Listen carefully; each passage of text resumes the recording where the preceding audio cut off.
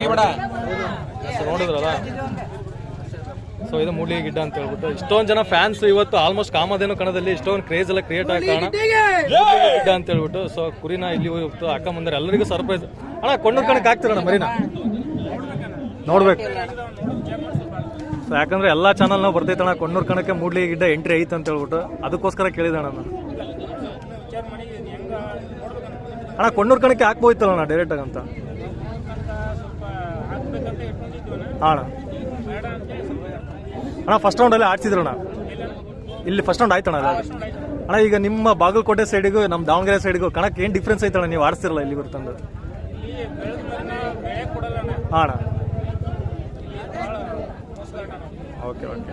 So ಅವ್ರವ್ರ ವೈಯಕ್ತಿಕ ಅಭಿಪ್ರಾಯಗಳನ್ನ ಅವ್ರು ಹೇಳ್ತಾ ಇರ್ತಾರೆ ಕಮೆಂಟ್ ಅಲ್ಲಿ. ಯಾಕಂದ್ರೆ ಅವ್ರದ್ದು ಮರಿ ಪ್ರೀತಿಯಿಂದ ಪ್ರೇಮದಿಂದ ಕಟ್ಟಿರ್ತಾರೆ. ಅಣ್ಣ ಫಸ್ಟ್ ರೌಂಡ್ ಅಲ್ಲಿ ಎಷ್ಟು ಹೊಡ್ತಾ ಇತ್ತಣ್ಣ? ಫಸ್ಟ್ ರೌಂಡ್ 40 ಹೊಡ್ತಾ ಇತ್ತು. ಸೊ ಅಲ್ಲಿ ನೋಡ್ರಿ ಮೂಡ್ಲಿ ಗಿಡ್ಡ ಅಂದ್ರೆ ಇವತ್ತು ಆಲ್ಮೋಸ್ಟ್ ಕಾಮಧೇನು ಕಣದಲ್ಲಿ ಕ್ರೇಜ್ ಕ್ರಿಯೇಟ್ ಆಗ ಕಾರಣನೇ ಒಂದ್ ಸೈಡ್ 350 ಕಿಲೋಮೀಟರ್ ಆಗುತ್ತೆ ನೋಡ್ರಿ. ಆಲ್ಮೋಸ್ಟ್ 350 ಕಿಲೋಮೀಟರ್ ತಂದು ಬಂದು ಇವತ್ತು ಕಾಮಧೇನು ಕಣದಲ್ಲಿ ಅವ್ರ ಅಸಮಾಧಾನ ಪಡಿಸ್ಕೊಂಡ್ರು. ಅಣ್ಣ ಅಣ್ಣ ಮತ್ತೆ ಎಕ್ಸ್ಟ್ರಾ 2 ಚಾನ್ಸ್ ಕೊಟ್ಟಿದಾರ. ಈಗ ನೀವು